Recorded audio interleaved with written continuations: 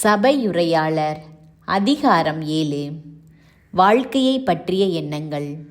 விலை உயர்ந்த நறுமண தைலத்தை விட நற்புகழே மேல். பிறந்த நாளை விட இறக்கும் நாளே சிறந்தது. விருந்து நடக்கும் வீட்டிற்கு செல்வதை விட துக்க வீட்டிற்கு செல்வதே நல்லது.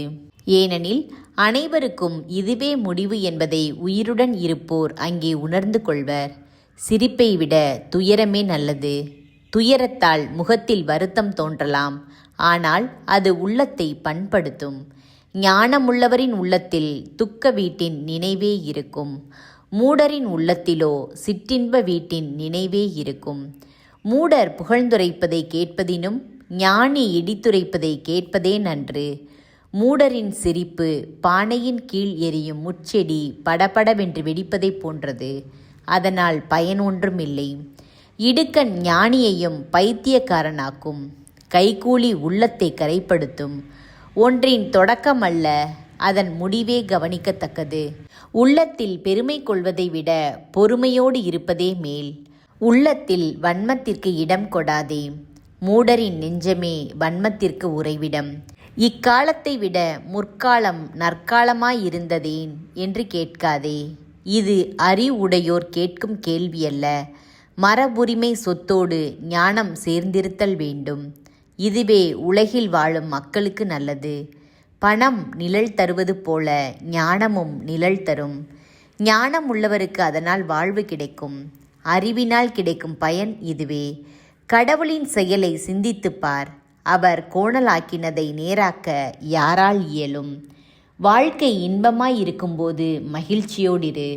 துன்பம் வரும்போது நீ நினைவில் கொள்ள வேண்டியது, அடுத்து என்ன நடக்கும் என்பதை நீ தெரிந்து கொள்ளா வண்ணம் கடவுள் இன்பத்தையும் துன்பத்தையும் மாறி மாறி வரவிடுகிறார்.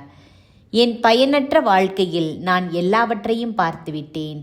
நேர்மையானவர் நேர்மையுள்ளவராய் இருந்தும் மாண்டழுகிறார். தீயவரோ தீமை செய்கிறவராய் இருந்தும் நெடுங்காலம் வாழ்கிறார். நேர்மையாய் நடப்பதிலும் ஞானத்தை பெறுவதிலும் வெறி கொண்டவராயிராதீர்.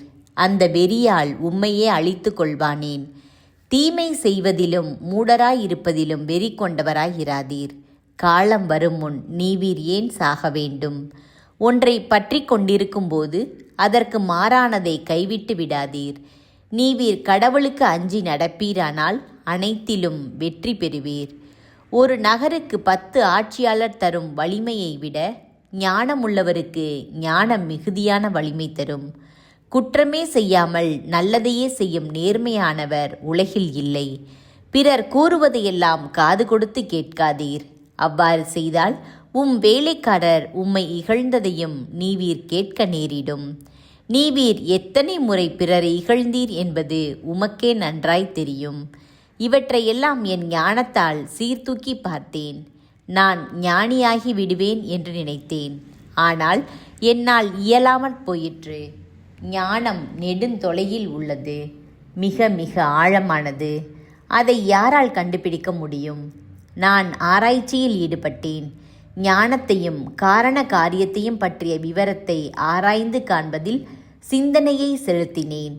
கொடியவராயிருத்தல் மூடத்தனம் என்பதையும் மதிகேடரைப் போல் செயல்புரிதல் அறிவு கெட்ட நடத்தை என்பதையும் தெரிந்து கொண்டேன். சாவை விட கசப்பானதொன்றைக் கண்டேன். அதுதான் பெண். அவள் உனக்கு காட்டும் அன்பு ஒரு கண்ணியைப் போல அல்லது ஒரு வலையைப் போல உன்னை சிக்க வைக்கும், உன்னை சுற்றி பிடிக்கும். அவளின் கைகள் சங்கிலியைப் போல உன்னை இறுக்கும். கடவுளுக்கு உகந்தவனே அவளிடமிருந்து தப்புவான், பாவியோ அவளின் கையில் அகப்படுவான். ஆம், நான் ஒன்றன் பின் ஒன்றாய் ஆராய்ந்து இதை கண்டுபிடித்தேன் என்கிறார் சபையுரையாளர். வேறு ஆராய்ச்சிகளும் செய்தேன். அவற்றால் மிகுந்த பயன் அடையவில்லை. ஆனால் ஒன்று தெரிந்தது. மனிதன் எனத்தக்கவன் 1000-ல் ஒருவனே என்று கண்டேன். பெண் எனத்தக்கவள் யாரையுமே நான் கண்டதில்லை. நான் தெரிந்து கொண்டதெல்லாம் இதுவே. கடவுள் மனிதரை நேர்மையுள்ளவராகவே படைத்தார். ஆனால் வாழ்க்கை சிக்கல்கள் அனைத்தும் மனிதர் தேடிக்கொண்டவையே.